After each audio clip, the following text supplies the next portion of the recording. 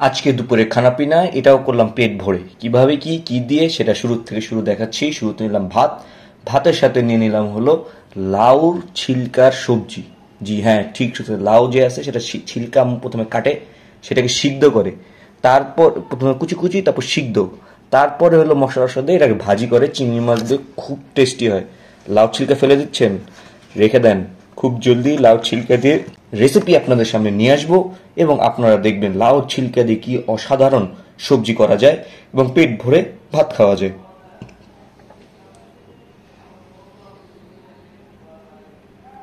লাউ ছিলকা দিয়ে ভালো মতো মাখিয়ে ভাত খাচ্ছি। এরপরে কি কি আছে সেটাও আপনাদের দেখাচ্ছি, কিন্তু লাউ ছিলকাকে আগে কাটিং টু ফিটিং করে নিই। ভালো মতো চিংড়ি মাছও আছে, ছোট ছোট, খুব সুন্দর, ভালো লাগে ছোট ছোট চিংড়ি মাছ।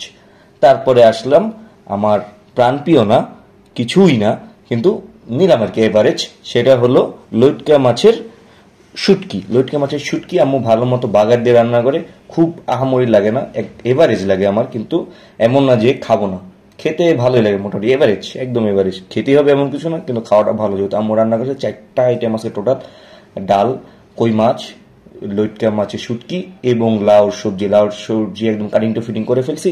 এটাকে অর্ধেক খাই, বাকি অর্ধেক ডাল দিয়ে মিক্স করে খাই। ডাল দিয়ে আমার মনে হয় ডালের সাথে যে কোনো কম্বিনেশনই জোস লাগে, এমন একটা জিনিস ডাল। যাই হোক, এর মধ্যে আমি কই মাছটা দিল। কই মাছটা আমি বললাম ঝোল কই, আমি কই মাছ ঝোল কই, ভুনা যে করছি কষিয়ে, এটা খেয়ে দেখ, এটাই কই মাছের আসল টেস্ট। এখন প্রথমে তো বিশ্বাস করিনি, তারপর মাছটা ভেঙে, প্রথমে মাছটা ভাঙবো, মুখে দিব। ওই যে মাছটা ভাঙলাম, বিসমিল্লা করে মুখে দিলাম, ভাই অসাধারণ অসাধারণ। এই যে ভাঙলাম, এই যে মাছটা দেখেন একদম ফ্রেশ সুন্দর, বিসমিল্লা করে মুখে দিলাম, হা হা হা, সুন্দর সুন্দর। আমি ঠিকই বলছে, ভুনাটাই জোস, ভুনার উপরে হয় না, একদম সেই হয়েছে। এটা ভালো মতো মিক্স করছে, এটার যে মানে কষার মশলাটা যেটা আছে, কষা মশলাটা নিয়ে কষিয়ে কষিয়ে মিক্স করে খেলাম। জি হ্যাঁ, একদম মিক্স টিক্স করে ভালো মতো মিক্স করে বিসমিল্লা করে আবার মুখে দিয়ে দিব। খুব ভালো লাগলো। আজকে দুপুরে কি কি দেখিয়েছেন সেটা অবশ্যই জানাবেন। অন্য ধর্মের যদি হিন্দু কেউ থাকেন, সে জানাবেন যে আজকে নবমী উপলক্ষে আপনারা কি খেলেন, নবমীতে কি খেতে পছন্দ, অথবা আপনাদের রুলস আছে নাকি যে এই সময় মাছ খাওয়া যায় বা গোস্ত খাওয়া যায় বা শুধু নিরামিষ খাওয়া যায়, সেটা অবশ্যই জানাবেন। যাই হোক, এর মধ্যে হলো ভালো মতো মিক্স টিক্স করে নিলাম, মিক্স করে ভালো মতো খেয়ে, এরপরে লাস্টের দিকে ডেডলি দ্য কিং আসবে, দ্য ওয়ান ম্যান আর্মি। সে কে, সে আপনারা সবাই জানেন, আগের ভিডিও যারা দেখেছেন সবাই জানেন। The kings arrives. Oh my god, ডাল। মানে ডালটা হলো এমন একটা জিনিস আমাদের ঘরে, আমি এবং আমার ছোট ভাই ডাল দিয়ে, বিশেষ করে রাত্রে খাবার হবেই না, ডাল দিয়ে ডিম দিয়ে লাগবেই। দুপুরবেলা যদি ডাল না হয় তাও কিছু কিছু ক্ষেত্রে চলে। আম্মু দেখবে মাঝে মাঝে মুসুরির ডাল, মুগ ডাল এবং আরেকটা জিনিস মাসকারার ডাল, এগুলো বেশি হয়। মুসুরির ডালটা একটু বেশি, 50% মুসুরি ডাল, বা বাকি ডাল 50%।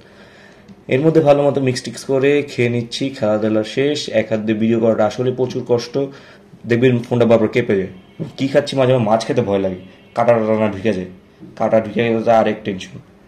যাক, সমস্যা নেই, আল্লাহর রহমতে এই পর্যন্ত এরকম কোনো প্রবলেমে পড়িনি। ভিডিও করার সময় সুন্দর করে ভিডিও করতে পারছি, ভালো টালো করে মিক্স করে নিচ্ছি।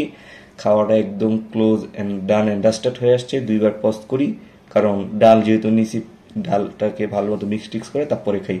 কিন্তু লাস্টের দিকে মনে হলো ভাতটা বেশি হয়ে গেছে, ভাতটা আরেকটু কম নেওয়া উচিত ছিল। একদিন তো ভাত অল্প রেখে রাত্রে খাইছি, ভালো লাগেনি, মানে ভাত রেখে দিছি, ভাতটা শক্ত হয়ে গেছে। এই কারণে আজকে হলো আগেই ডাল টাল নিয়ে ভাতটা খেয়ে ফেলছি। ভাতটা আজকে রাখিনি, জমা ভাত, জিনিসটা ভালো লাগে না। এই যে এখানে একটা পজ দিলাম, পজ দিয়ে এরপরে দেখেন লাস্টের দিকে একদম ফিনিশিং টাচ দিচ্ছি। আশা করি ভিডিওটা আপনাদের ভালো লাগবে। লাইক কমেন্ট শেয়ার দিয়ে আমাদের সাথে থাকবেন। ডেইলি ডেইলি আপনারা কি খেয়েছেন সেটাও আমাদের জানাবেন এবং আমরা আপনাদের সাথে শেয়ার করবো। সবাইকে ধন্যবাদ। আসসালামু আলাইকুম, আদাব। সবাই ভালো থাকবেন। খোদা হাফেজ।